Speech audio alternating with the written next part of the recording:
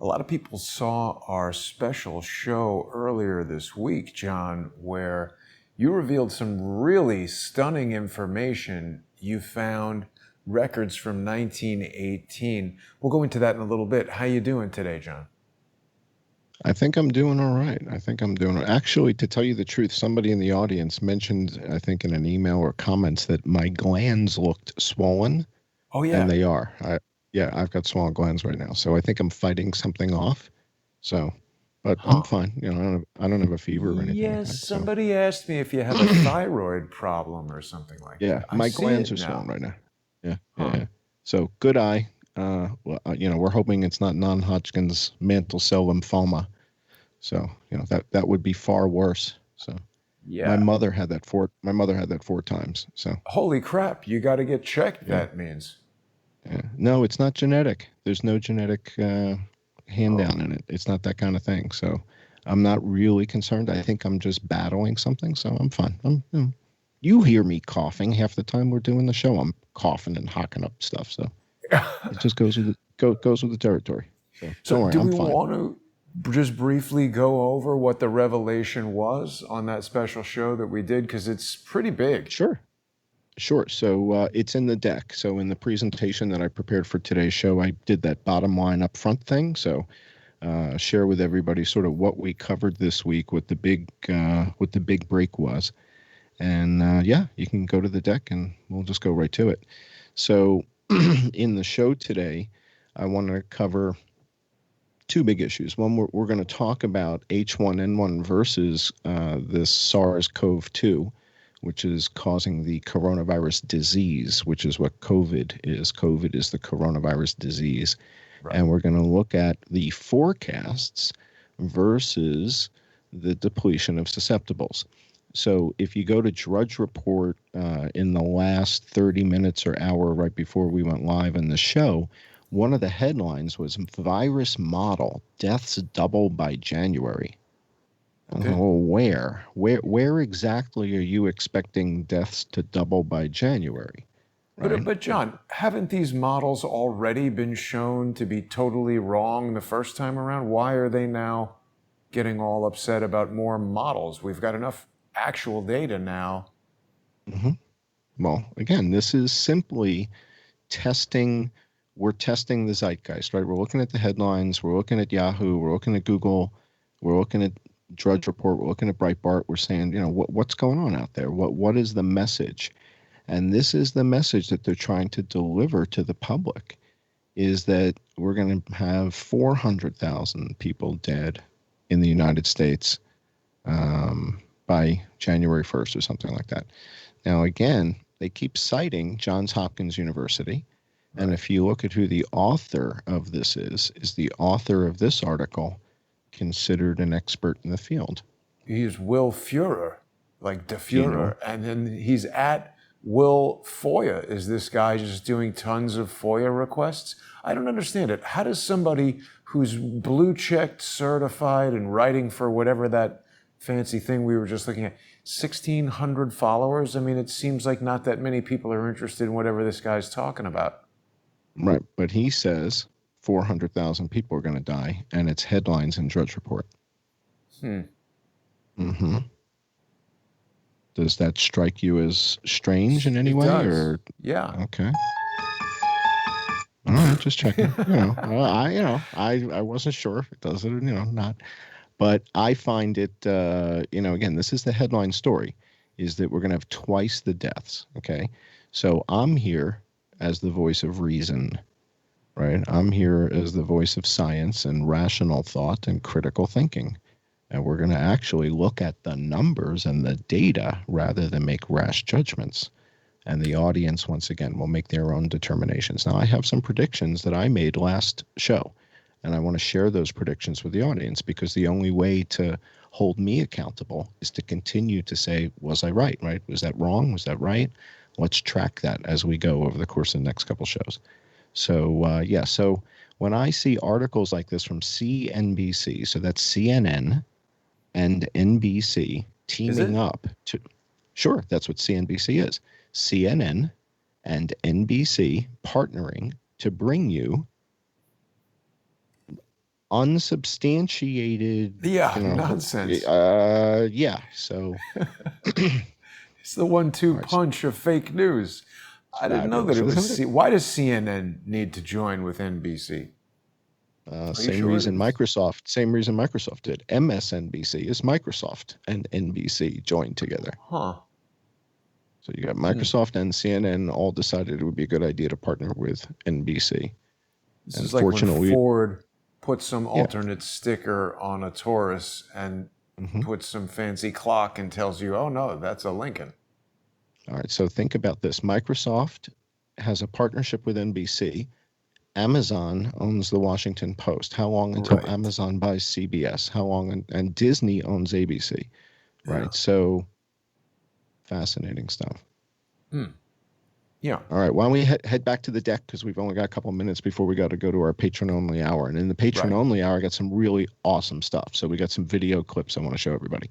All right. The other thing we're going to do in the show is we're going to go head to head. We're going to compare the H1N1 influenza season to the coronavirus season. And we're going to look at deaths. We're not going to look at cases. We're not going to look at hospital beds. We're not going to look at hospital sheets. We're not going to look at hospital towels. We're going to look at deaths. That's it.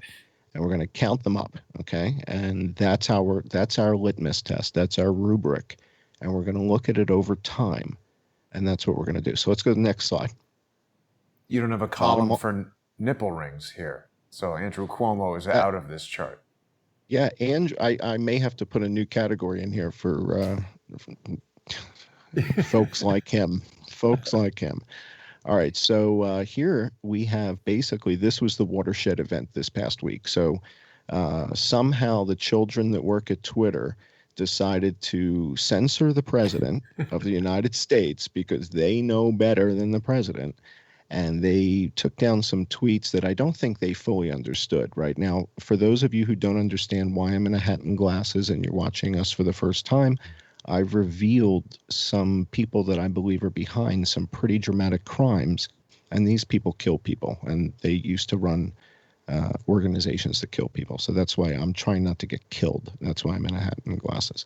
So I reveal things that tend to be rather earth-shattering. For example, the pie chart in front of you. The pie chart in front of you illustrates the COVID total death count as per the CDC. So we're looking at the total number of deaths from SARS-CoV-2 by category, and the source of this is the CDC's website, right? And I just got this data within the last 90 minutes or something like that. And the CDC explains the various comorbidities because there are multiple, okay? And one of the things that they explain is that in most of the patients, most of the people who died of coronavirus, there were 2.6 comorbidities. That could be something like diabetes. It could be emphysema. It could be any number of things that would contribute to that plus COVID, and these people couldn't make it, right? So we should also point out, John, we had a viewer contact us saying that there are some comorbidities that are actually caused by the coronavirus. Will we have an opportunity to address that person's email? Certainly. So, the big issue here is the real killer at the end of the day in both sides of this is pneumonia. Pneumonia is what kills you, right? So we're going to hear from some experts tonight on the patron only hour. We have some doctors that we're going to hear from. And these are the guys that I've pulled together are one of the guys in particular. Not live guests. These are clips that you found, right? Clips. Yeah. Video clips. Yeah. Video clips of various PhDs that around the world. And one of them is the guy who did the origin research on the 2009 H1N1 outbreak and figured out where did this come from. And it's fascinating because everybody's talking about swine flu, and he starts talking about poultry and introduces where does poultry fit in, and then he's going to talk about horses. And you're like, what the? And the guy's brilliant. He's absolutely brilliant, and he's famous. So we're going to look at some of his stuff tonight. And we're going to hear more about this resurrection of H1N1. Again, it sounds like it's kind of from a movie or a crazy book. No, we're going to hear from a whole bunch of PhDs about it, right? So they're going to tell you about how they did it, why they did it, where they went to do it.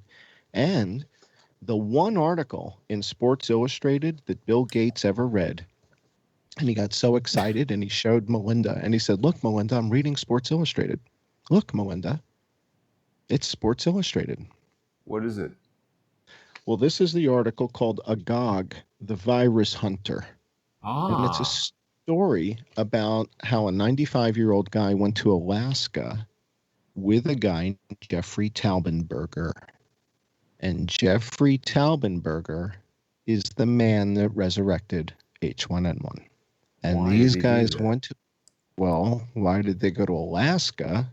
Is to dig dead World War I guys out of the permafrost, scoop out lung tissue, and Wow. bring it back to Walter Reed. What's that guy's name? Jeffrey Taubenberger, Taubenberger. And he and a woman named Anne Reed worked together to resurrect H1N1. And you can read all about it in Sports Illustrated. It's a That's great weird. story. This is the guy right here? Oh, wait a minute now. Hang on now. Hang on. This is the guy. Look at his address. Building number 33, room 3, E19A3, 33 North Drive, Bethesda, Maryland. Come on now. What's up with That's that? got to be your man. That's got to be your guy. What the hell I'd is say up with that? guilty as charged. Is this He him? has to be. That's him. Viral This is pathogenesis? Come on now. What's going on Get with him on this the show. address? Get him on the show. Let's get him on the show. He and a woman named Anne Reed. I think it's Anne Reed. I don't know what it says. I can barely read. It's not Anne Rand. Anne Reed. Yeah, Anne Reed. So he and a woman named Anne Reed working for the NIH for Dr. Fauci, right? You guys know Dr. Fauci doesn't actually do any heavy lifting, right? He doesn't actually do any work. These are the people that did the work. So Jeffrey Taubenberger and Anne Reed working at NIH, and Dr. Fauci is the CEO of NIH. He's the head of the show, right? So this is the guy. Now, I'm not saying he's a bad man. I'm saying they might be misguided over there, right? Now, remember, the good news is that Dr. Fauci's wife is in charge of bioethics at the NIH. Right. So digging up dead people to pull out the most dangerous virus, that's ethical. Easy to get answers. Yeah, and it's easy to get answers to stuff like that. It's like, hey, honey, does this seem okay? Yeah, baby, it's fine. Okay, cool, we'll go. And they go to Alaska and they dig the guy out. Yeah, so you can read all about that. And you're going to hear about this in some of the clips that we're going to see tonight. All right, let's go to the next page in the deck. It's unbelievable. Dude, this is great work tracking that down. Yeah, this is a movie that needs to be made. All right, so next, this was part of the reveal the other day. This data that you're seeing is a couple days old. We're going to look at the new data tonight, but these are the elements. This is what we showed the other day, which is that the CDC has been manifesting, they've been showing us deaths that have COVID and pneumonia, which kind of go hand in hand, but that don't have influenza. And that was them letting the horse out of the barn. As soon as they told me that, we were able to derive the other side of the coin, right? Because this is an A plus B equals C equation, where C is 167,000, A is 74, and B is the unknown. So you did it in your head the other day, and you just said, boom, 90-something thousand, 93,000. Well, we're going to look at the new numbers tonight. We're going to break it down. And in fact, if you go up to the pie chart, that's what the numbers are. Go back up to that pie chart one page. There you go. Bottom line up front, guys, those are your numbers. So where we stand as of September 4th, according to the CDC. So this is not according to the Johns Hopkins Mike Bloomberg School of Health map. Okay, this is according to the CDC's death certificate data, not the red map from Mike Bloomberg's Public School of Health at Johns Hopkins University. And who is Stavros Niarchos? And why is Stavros Niarchos, who passed away, but the Stavros Niarchos Fund, you know what? I'll bet you Charles knows all about these guys. The Stavros Niarchos Fund is also behind the red map of panic. So the Mike Bloomberg Red Map from the Mike Bloomberg School of Public Health at Johns Hopkins University is also funded by the Stavros Niarchos Foundation. He sounds Greek to me. Oh, yeah. You think? But that's interesting because I was just hearing an interview this morning between John Kiriakou and some individual who claims to have formerly been with the CIA, whose name for some reason I can't recall right now. Mm-hmm. And Kiriakou says that he's heading up a new private equity fund in Greece. Interesting. Well, these guys are they're funding the map for whatever reason. There you go. I don't know. And Stavros Niarchos died. So he's dead. So whoever's in charge of this money is who's throwing weight around. So I have to believe that if it's the Mike Bloomberg. Yeah. I don't know. I have no idea. Never heard of this guy before. Again, this isn't one of those things that I would lateral to Charles. And I bet you Charles says, "Oh, you kidding? I know the whole family." You know, I'm sure it's going to be a story like that. So this is right up his alley. I'm sure Charles has heard of him. Yeah, I'm sure he has. The Stavros Niarchos Foundation. I'm sure he has. So they're helping to fund the map. Let's go back to the deck because we got so much before we go to Patreon. I want to show the audience. All right, so where we stand now is there's 95,000 people. Back up on the pie.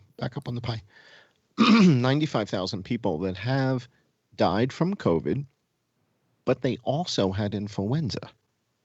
76,000 died from COVID, but also had 2.6 other things, not influenza. And 10,300 died of pure COVID, nothing but COVID. COVID killed them. Boom. Okay. So COVID plus those other ailments on the right side with the 76,000, COVID plus diabetes, COVID plus emphysema, COVID plus this, COVID plus that. Not a good combination. It killed these people, right? And on average, these people had 2.6 things. So it could be high blood pressure, hypertension, you know. I'm not a doctor, but it could be any of those kinds of things that would contribute to their death, right? On the left side is COVID and influenza. Now, in the COVID plus influenza column, the problem is it's bigger. And the problem is that we're in the midst of, while this was all happening, we were in the midst of a major influenza outbreak. And most people aren't aware of that. So let's go to the next slide real quick. And then we're going to have to go to the patron-only hour because I got too much stuff here. Again, past this one. This one we showed everybody. So this is how we're able to derive those numbers. And this is how I do it, right? I build these mega spreadsheets and I put everything in the spreadsheet. And, you know, this is what I'm doing during the week to show you guys what's happening. Let's go to the next slide. All right, yeah. So this is the nonsense about the forecasts and all that. And if you go to the next slide, you'll see, but this is what's happening. And that was my projection on the show the other day. All right, so I said, I think this lines up with, we're going to have less than 100 people dying per week by October 31st. So that's my projection. These nitwits think we're going to have 400. So basically they're saying we're going to have twice as what we've got. We're going to double it. So we're going to do this all over again between now and January. Wow. It's not going to happen. It's not going to happen. It's just absolutely not going to happen. And the reason it's not going to happen, and our audience knows this term now, is because of something called depletion of susceptibles. Right. And that is science. So when you explain to people, no, we're not going to have 400,000 people die by January. And the reason is we've already achieved depletion of susceptibles, and it's rather clear from looking at the data on the chart. All right, let's go to the next slide, and then we'll wrap it up. All right, so that's the depletion of susceptibles, and that was my forecast, right? So this is what I made a week ago. I told you this. So this is what I mean by holding me accountable. We're going to see what happens over time. And then we go to Reuters, where Reuters tells you where deaths increase the most. So I like to flip the table upside down and start with where deaths decrease the most and just illustrate that Reuters doesn't know what they're doing. So when Reuters gives you a table that says where deaths increase the most in the last week, but I can sort it by new deaths. So I'm showing you the new deaths column, New Jersey, Nobody died last week, guys. Whoa. Are you kidding? Nobody died in New Jersey. Nobody died. Is that good? Jersey's huge. Jersey's second only to New York, right? Jersey's a disaster, right? Jersey, California are second only to New York. Nobody died in New Jersey. Nobody died in Vermont. Nobody died in Wyoming. No, one person died in Maine. 2 people in D.C., right? Connecticut, 5 people died. Probably more people shot in D.C. than 2. It's possible. Nebraska, Montana, 14 people. Hawaii, 16 people. This is for the week. Okay. So Colorado, 26 people. Wisconsin, 41 people. All right. So those are the kinds of numbers that are out there. That's the truth. Now let's flip the chart around. Who's really suffering right now? Hawaii is up 128% with 16 new deaths. All right. So that's a lot for them. Okay, and West Virginia, out in coal miner country, they're up 94% with 35 deaths. The one that jumps out at me is Massachusetts. Massachusetts with 128 new deaths is up 54%. Right, the other one is Mississippi. Mississippi's got 201 deaths and is up something like 29%, something like that. So that's the stuff I would be keeping my eye on. Georgia, also 472 deaths for the week. And you guys are up 10% still. So, but again, how much of this is coronavirus and influenza? And these people didn't know about Tamiflu. They didn't know about Xofluza. Again, I'm not a doctor and I'm not giving advice. I'm simply suggesting that as a patient advocate, you would want to ask your doctor about potential treatments for something like H1N1. Like Tamiflu, like Xofluza, like Avigan. Yeah. All right. Yeah. And then we see that this was being covered. Oh, you just popped back over there. No, that's all right. Just making sure. Yeah. There we go. All right. So this is Time Magazine. And what's the title of this video? What does this say? This is a Time Magazine video. And it says 2019 to 2020 flu season on track to be especially severe, new CDC data suggests. This was published by Time Magazine January 6th, 2020. When did you do the screen capture? Today. Huh. Very few views for a Time Magazine channel with almost 900,000 subscribers. Right. But the fact is, the media, the mainstream media, was reporting that there was an influenza outbreak earlier this year. And then when coronavirus came along, poof, it was gone. Who's this that died? Reporting. In memorandum? I'm not sure. I don't know. Well, let's go to the next slide because I think we got to wrap it up and move to the next show. Yeah. This is a story from... if you go down to the, I can't see below the, who published this? There you go. This is CBS Los Angeles.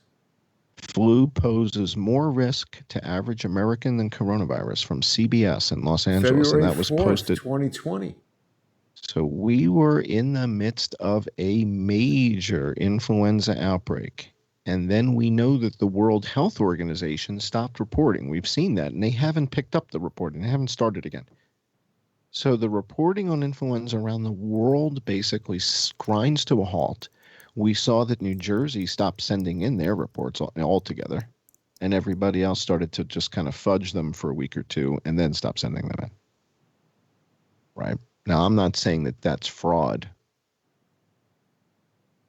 but if it walks like a duck and it talks like a duck and it smells like a duck and it quacks like a duck, it might be a duck. So... Very, very interesting, John. I mean, if we get dinged by YouTube for questioning the WHO, the question then becomes, why have these other things not? I mean, we're just looking at facts. It's a fact that the story. And I'm not questioning that. And I'm not questioning the WHO's advice. I'm questioning why did they stop reporting on influenza? It's a simple question. I'm not allowed to ask that. Am I not allowed to ask that question? Why did you stop reporting on influenza? Yeah, questions are not allowed anymore. Well, that's going to be too bad. That's not going to work out well. There's a reason for the First Amendment. There's a reason for the Fifth Estate.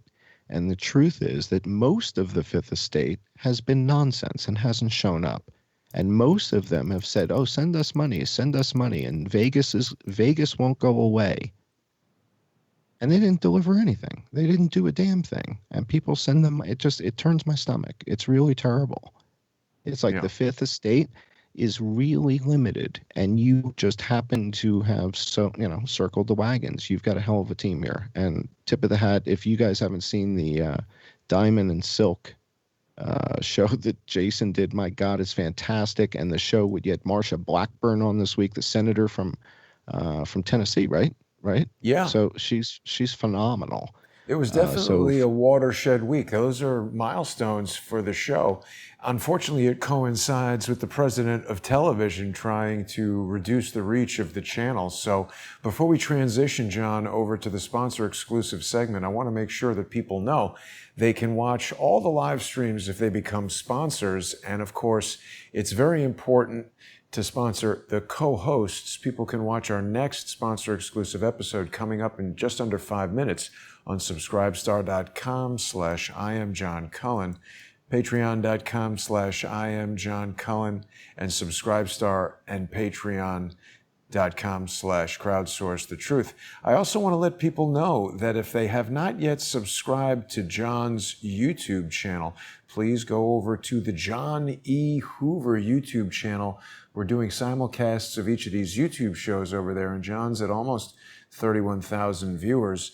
If you're watching us live right now, you're either watching on the John E. Hoover channel, or you're going to be watching on Crowdsource the Truth 2. That is the backup channel, and it is very important that people subscribe to Crowdsource the Truth 2, because there's all these social engineers trying to destroy the Jason Goodman channel. That's the main channel. And I want to make sure that people get to see the live streams. I also want to make sure that people sponsor the show, sponsor the co-hosts. I want to thank all the generous sponsors that are already sponsoring. We couldn't do these shows without you guys. And we'll see everybody in just a few minutes over on Patreon and Subscribestar. Thanks for watching, everybody.